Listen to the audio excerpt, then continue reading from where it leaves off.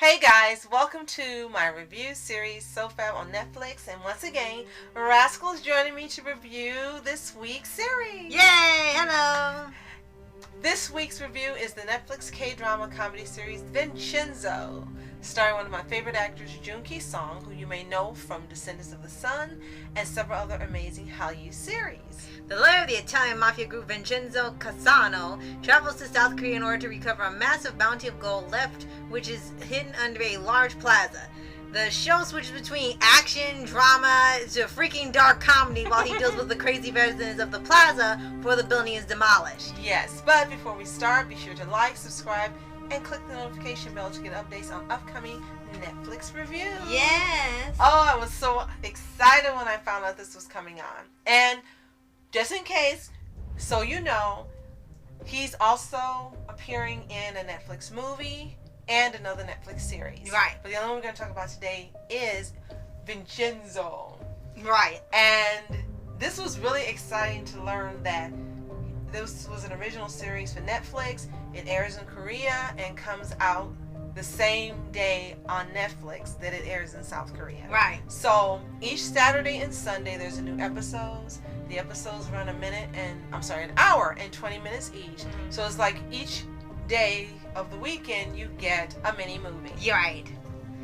And the best part is that you don't have to try and catch up. When you're watching it weekly and keeping up, you can watch an episode Saturday, an episode Sunday, or just both the same day, or at least on Sunday, and you're already get caught up. You're not trying to struggle to catch up with everybody else. Right. There are 20 episodes altogether. As I was recording, they're only halfway through. And they don't tell you any information about the others, just when they're coming out, so you do not get spoilers. That's correct, which is fantastic. And I wish we would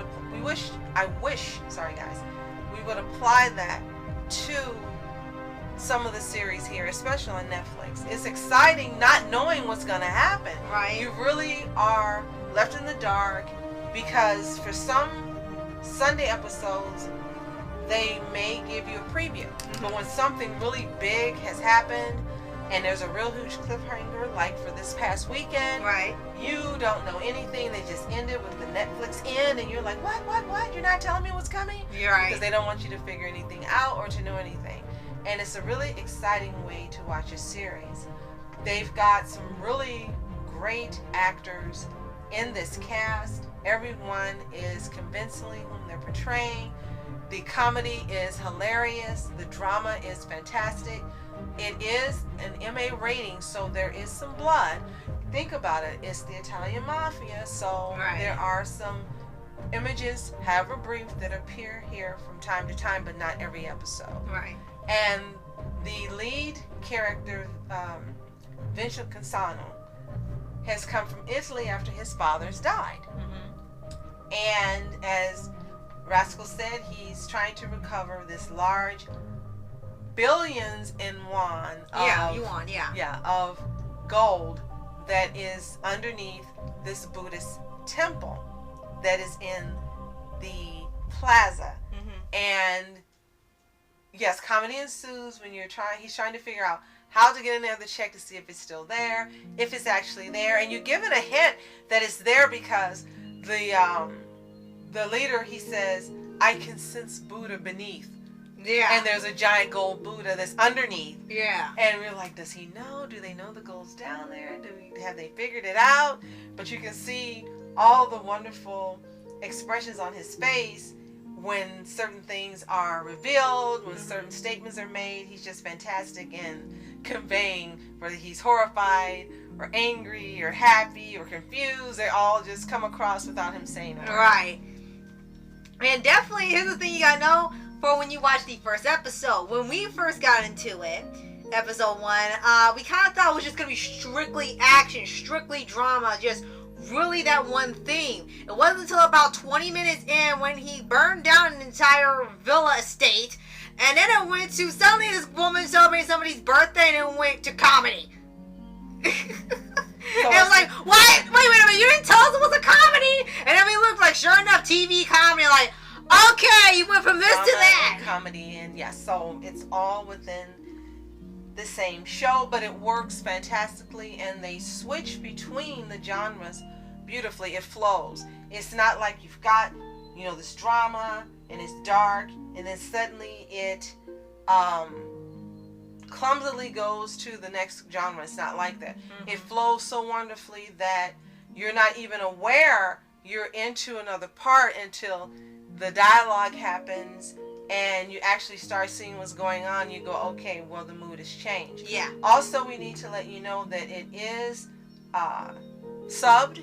Yeah. It is aired in Hangul or Korean, and it has subtitles. Mm-hmm. And there are no English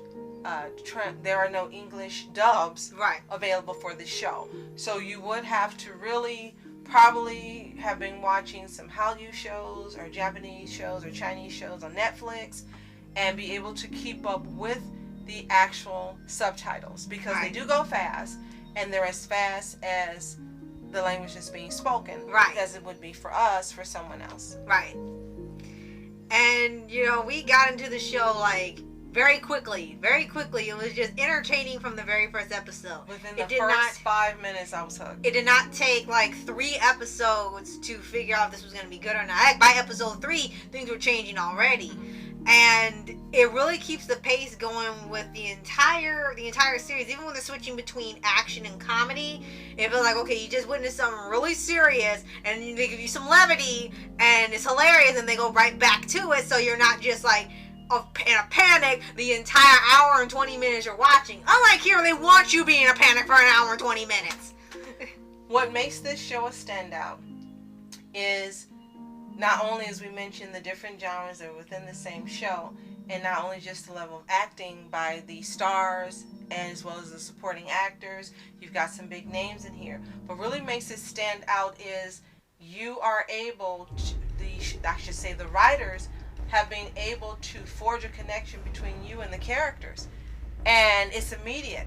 And all the crazy people in the plaza you love Vincent, you love Chang Yo-hong, who is one of the lawyers for another law firm that is involved in trying to take down this pharmaceutical company, Babel, which has been doing a lot of illegal activity, including murder, conspiracy, money laundering, all these other things.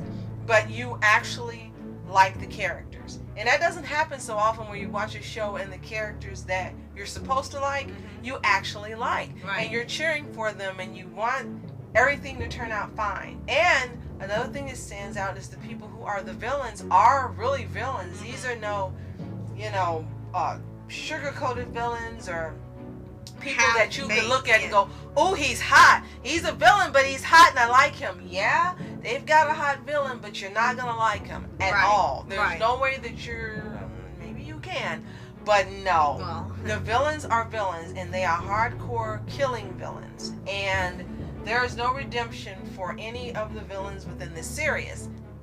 There can't be any redemption arcs. Right. There just can't be. Right. And you'll know once you watch why that is not a possibility. Right. They even make some good references to the real life things or other media that's similar to Vincenzo. Like, they have where there's a pigeon there that constantly torments Vincenzo. He's not scared of him. He won't leave the window, so he starts bringing in other pigeon friends, which is supposed to be a reference to Good Feathers, which I didn't even know until way later. Animaniacs. Yes. Yeah. And then I said, don't you get it? Yeah, and then they also referenced Anonymous, which we know, we always see them every now and then, and they actually did a parody of them, and they were in silly costumes. It was like a fun talk show. And then there were times they referenced MHA and they referenced anime, or they referenced other K-dramas, or they referenced American shows, and this all fits so well. They even reference real life events, they even slightly wrote in the event into the show, the pandemic to the event, the show, but it's not okay, this is part of the show now and you gotta work around it. It's reference for different things that happen within it. Right, and they're like, okay, it's something they use it for their story, okay, this person has to go because there's something wrong, need to test, and then that's it. Everyone is fine. There's no hardcore precedent on it. It's just like, this is just something else to be careful of, and the show just keeps going. Right. So it was actually very refreshing to see that it would use it to its advantage instead of making the entire show centered around it or something. So they even make some jokes about social distancing and stuff that actually worked. Right. So, I know that you've heard of Descendants of the Sun by now. Even if you don't watch Hallyu, it's one of the most successful series in Hallyu history. And the writers for that series also are involved in Vincenzo. Henceforth, why it's such an engaging, fantastic show. And if you've never watched a Korean drama or comedy or anything of that nature, this would be a good one to get involved in as your first viewing, I should say. And again, keep up with the subtitles. It might be a little difficult when you start watching the action on screen because you get involved in what's going on. You may have to rewind and read it again, but it'll become second nature to you soon. Right. And this is great, really a great one to be your first view, especially if you like a lot of shows like CSI and the dramas here in the U.S. This is reminiscent of them, right? Except for, as we mentioned, there are some other genres that are included in it. But this would be a great first show if you have not watched any type of Korean dramas or comedies to start your viewing with. Right. So, if you have Netflix, it is available now. The first 12 episodes have been released. And as of the time we're recording this, 2 more are coming up this weekend. We can't wait. It can't get here fast enough. Watch it and let us know what you think in the comments below. And also you can type in Joon Ki Song's name and the other series and movies that are available on there. You should give a watch. He is a fantastic actor. Yes, he is hot, but that is not what will get you to keep watching him. You may look at him at first, but he's just such a wonderful actor in every type of role that he does, and he has such range, and he's done these different type of genres I should say, on other series and movies that once you see him in this, you'll want to watch more of his work, and you'll also love, as we mentioned, the rest of the main cast and the supporting actors as well. Right. And be sure to like, sub, and stay tuned for more updates on SOFHAB reviews, including probably more guest appearances from Rascal. Yes, always happy to join you. Thank you for joining me today. That's so funny you say You're welcome. that, because we're loving this show, and it wouldn't have been the same for me reviewing it by myself, telling you how wonderful it is without someone else to let you know, yes, this is absolutely worth watching. Yes. So thanks for having me on here. You're welcome, and thanks for joining us, and we will see you next time. I'm Julie. I'm Rascal. And thanks for watching SOFHAB on Netflix. Later.